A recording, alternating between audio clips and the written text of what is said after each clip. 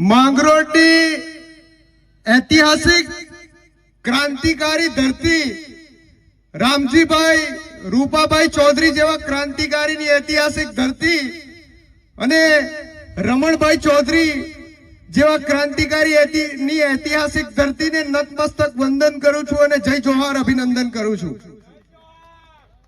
સાથીઓ, આજે મોટી સંખ્યામાં અહીંયા ઉપસ્થિત થયા છે। ખાસ કરીને આજે આપણી વચ્ચે ગુજરાતના અને આદિવાસી સમાજના ક્રાંતિકારી ધારાસભ્ય ચૈતરભાઈ આપણી વચ્ચે આવી રહ્યા છે। સાથીઓ, ત્યારે કેટલીક વાત હું આપને કરવા માંગુ છું કે આપણા સાથીઓ જોયું કે લગભગ ગુજરાતમાં 30 વર્ષથી ભાજપનું શાસન છે અને દેશમાં 2014 પછી નરેન્દ્ર મોદીની સરકાર ચાલી રહી છે। સાથીઓ, આ જે સરકાર ચાલી રહી છે, આ સરકારની બે નીતિ આપણે બહુ સ્પષ્ટ રીતે જોઈ કે આજે નરેન્દ્ર મોદીની સરકાર છે એ ગરીબ વર્ગની વિરોધી છે, સામાન્ય વર્ગની વિરોધી છે, દલિત વર્ગની વિરોધી છે, આદિવાસી વર્ગની વિરોધી છે અને મજૂર વર્ગની વિરોધી આ સરકાર છે। સાથીઓ, એ પહેલા તમને થોડી ભૂતકાળની વાત હું કરું તો આદિવાસી સમાજનો જે ઇતિહાસ છે એ ઇતિહાસ આદિવાસી સમાજનો ઇતિહાસ આઝાદીના માત્ર 80 વર્ષોનો નથી। આદિવાસી સમાજનો જે ઇતિહાસ છે એ આઝાદીના 80 વર્ષો કરતા 5000 વર્ષ પહેલાનો છે।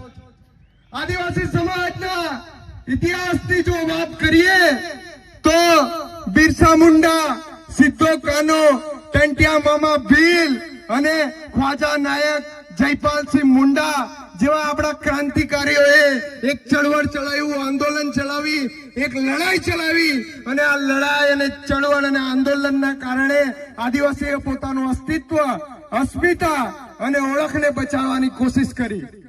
સાથીઓ, એ પછી જોયું કે દેશમાં એક બંધારણ બન્યું અને બાબા સાહેબ આંબેડકર અને જયપાલસિંહ મુંડા ની જે દેન હતી એ 5મી અને 6ઠી અનુસૂચિના જે આધાર પર એમના પ્રાવધાન પર દેશમાં બંધારણમાં પ્રાવધાન જે આપવામાં આવ્યો એના કારણે આદિવાસીનું અસ્તિત્વ, ઓળખ અને અસ્મિતા બચી। આજે આપણે જયપાલસિંહ મુંડાને યાદ કરીએ તો જયપાલસિંહ મુંડાની દેનના કારણે આજે 5મી અને 6ઠી અનુસૂચિના કારણે આદિવાસીઓનું અસ્તિત્વ, ઓળખ અને અસ્મિતા, જળ, જંગલ અને જમીન બચી છે। ત્યારે સાથીઓ, એ પછી દેશમાં અનેક સરકારો આવી, ભાજપે રાજ કર્યું, કોંગ્રેસે રાજ કર્યું અને બીજી સરકારોએ રાજ કર્યું, પણ આ તમામ સરકારોએ જે રાજ કર્યું એમાં બે વસ્તુ ખાસ કરીને આપણે જોઈ કે આદિવાસી સમાજનું શોષણ થયું, આદિવાસી સમાજ પર અત્યાચાર થયો, આદિવાસી સમાજ સાથે અન્યાય થયો। આઝાદીના 80 વર્ષો પછી પણ આજે દેશમાં 5મી અને 6ઠી અનુસૂચિના અધિકારો આપવામાં નથી આવેલા। આજે આઝાદીના 80 વર્ષો પછી પણ આદિવાસી શોષિત છે, વંચિત છે અને પોતાના જળ, જંગલ અને જમીનના અધિકારો માટે લડી રહ્યો છે। ત્યારે સાથીઓ, આવનારી જે તાલુકા જિલ્લા પંચાયતની જે ચૂંટણી છે, આ ચૂંટણી કોઈને તાલુકા પંચાયત સભ્ય, કોઈને જિલ્લા પંચાયત સભ્ય, કોઈને ધારાસભ્ય, કોઈને સાંસદ સભ્ય બનાવી દેવા માટેની નથી।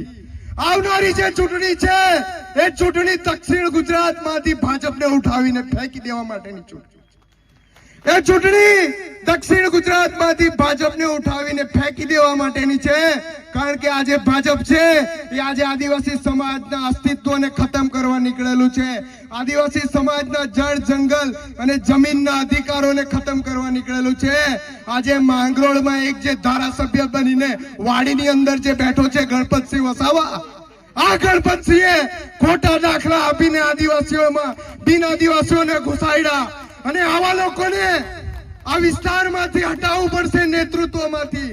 આવા જે કુંવરજી હળપતિ, ગણપતસિંહ વસાવા જેવા જે લોકો સત્તામાં બેઠા છે, આવા લોકોને સત્તાની ખુરશીમાંથી ઉઠાવીને ફેંકી દેવું પડશે અને આદિવાસી સમાજે પોતાની તાકાત બતાવવાનો સમય આવી ગયો છે। એટલે ખાસ કરીને યુવાનોને કહી રહ્યો છું અને યુવાનોને વિનંતી કરી રહ્યો છું કે આગામી જે ભવિષ્ય છે, જે પેઢીની ભવિષ્ય છે, જે આદિવાસી સમાજનું ભવિષ્ય છે, એ તમારા હાથમાં છે. આવા નેતા સત્તામાં બેઠવા જોઈએ નહીં, તાલુકા અને જિલ્લા પંચાયતમાં પહોંચવા જોઈએ નહીં. આ લોકોને પગ પકડીને તાલુકા અને જિલ્લા પંચાયતની બહાર ઘસડી લાવવાના છે સાથીઓ. એટલે આ વખતે તમામ વિસ્તારોમાં આમ આદમી પાર્ટીની તાલુકા પંચાયતો બનવી જોઈએ, આમ આદમી પાર્ટીની જિલ્લા પંચાયતો બનવી જોઈએ. આદિવાસી સમાજના અસ્તિત્વ, ઓળખ અને અસ્મિતાની વાત થવી જોઈએ. આ વિસ્તારમાં જંગલ જમીનના અધિકારો નથી આપવામાં આવેલા તેની વાત થવી જોઈએ. આ વિસ્તારમાં હાઈવે નંબર 56 ના નામે જે જમીન સંપાદન કરવામાં આવી રહ્યું છે એ અટકવું જોઈએ. આ વિસ્તારમાં જે નેરો ગેજ અને બ્રોડ ગેજના પ્રોજેક્ટો લાવવામાં આવી રહ્યા છે તે અટકવાની લડાઈ છે. એટલે માત્ર આ ચૂંટણીની લડાઈ નથી.